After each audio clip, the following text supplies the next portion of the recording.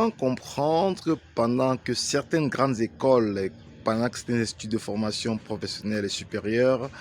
ont des taux d'insertion pouvant aller jusqu'à 95%, d'autres restent à la traîne et n'ont même pas 5% de taux d'insertion des ingénieurs et des techniciens formés par ces instituts.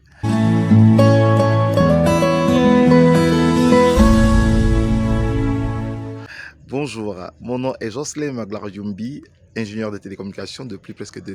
de 2 décennies, formateur, blogueur, enseignant dans plusieurs grandes écoles, y compris l'UIT Fosso Victor de Banjul, l'Université de Caen.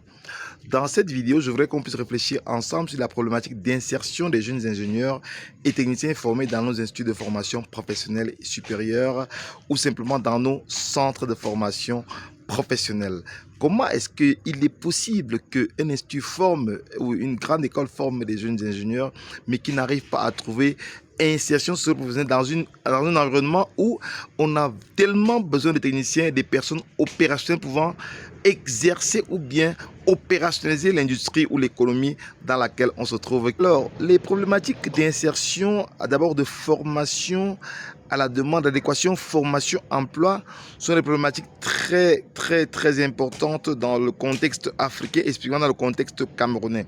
Il est important de former des filières, de former des techniciens dont l'industrie a besoin et non de faire une formation successive de plus de techniciens dont les entreprises et l'industrie n'ont pas besoin. Voilà ce qui fait que plusieurs écoles, plusieurs instituts de formation forment des jeunes qui sont certes diplômés, qui, parce qu'ils ne sont pas compétents, ne peuvent pas être absorbés par l'économie. Il est donc important pour les grandes écoles, les universités, les centres de formation, les centres de recherche, d'analyser les besoins des entreprises, d'analyser les besoins de la société, les besoins des collectivités, les besoins de l'économie locale, afin de former des jeunes dont ces localités, dont ces entreprises, dont ces industries ont besoin, pour que ceci soit rapidement absorbé par l'industrie, par l'économie locale, par l'économie sociale et solidaire après leur formation. Le problème, selon nos analyses, selon nos enquêtes, c'est que en fait, les écoles forment une succession de techniciens dans les filières, dans les spécialités dont l'industrie n'a pas besoin. On n'a pas forcément besoin des personnes diplômées au dernier degré, Master 4, Master 8, mais l'économie, l'industrie, les collectivités, les populations locales ont besoin de personnes compétentes pour répondre à leurs problèmes, pour résoudre un problème spécifique ou alors pour apporter de nouvelles solutions dans un domaine spécifique de l'économie agricole, l'économie solidaire, l'économie sociale, de l'industrie, le tourisme, de l'élevage et dans tous les autres domaines de l'économie. Il est donc important de former, non pas parce qu'on veut des cursus académiques de Bac plus 6, Bac plus 8, mais de former ce dont les industries, les localités ont besoin pour répondre à leurs besoins, ou pour apporter des solutions pratiques opérationnelles à leurs problèmes dans les différentes localités, dans les différentes industries et finalement dans l'économie locale. Alors, à la simple question de savoir pourquoi certains étudiants formés dans certaines écoles, certaines grandes écoles, sont absorbés par l'économie alors que d'autres n'ont pas, même pas 5% d'insertion. D'abord, il faut tenir en compte le système pédagogique basé sur l'approche par compétences. Ceux qui sont, en plus d'être diplômés, sont compétents, sont plus absorbés par l'économie, par les entreprises et par les collectivités locales décentralisées. Alors que ceux qui sont simplement diplômés sans avoir de compétences vont traîner pendant des années, 2 ans, 3 ans, 4 ans, 5 ans, sans avoir à forcément parler un emploi. Voilà pourquoi ils vont se jeter dans des métiers, on va dire des métiers de bas niveau, on pourrait dire selon leur niveau, selon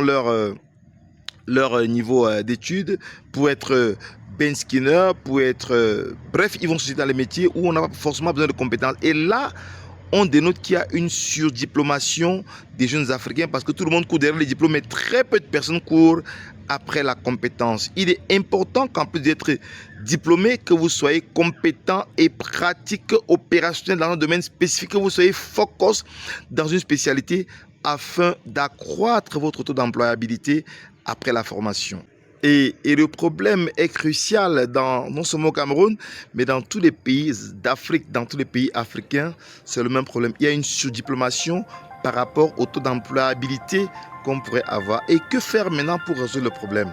Les ateliers communautaires cybervillage d'apprentissage, de professionnalisation et d'insertion sont un programme spécifique pratique qui s'appuie sur 5 piliers: l'expérimentation de ce qu'on apprend, les projets tutorés, le mentorat, les visites d'entreprise et la préparation, développement personnel à l'entrepreneuriat et la recherche stratégique de l'emploi. C'est un programme que nous déployons depuis plus de 10 ans sur les campus de Cybervillage Open Academy for Development et qui jusque-là était ouvert juste aux étudiants de génie informatique et de génie des réseaux et télécommunications. Pour cette année, nous l'ouvrons à toutes les filières des campus de l'UIT Fosso Victor de Banjul de l'Université de Caen. Vous voulez développer des compétences pratiques opérationnelles, quelle que soit votre filière, vous êtes du génie civil, vous êtes de l'électricité, vous êtes des énergies renouvelables, vous êtes industriel, vous êtes économiste, vous êtes du marketing, retrouvez ou alors rejoignez les ateliers communautaires cybervillage d'apprentissage, de professionnalisation et d'insertion pour développer des compétences pratiques. C'est à cette seule condition que vous pourrez accroître ou alors augmenter votre taux d'employabilité pour vous assurer à coup sûr un emploi certain après à la fois votre diplomation et votre formation professionnelle avec les programmes cybervillage. Cliquez juste en bas de cette vidéo pour vous aussi adhérer au programme des ateliers communautaires cybervillage d'apprentissage,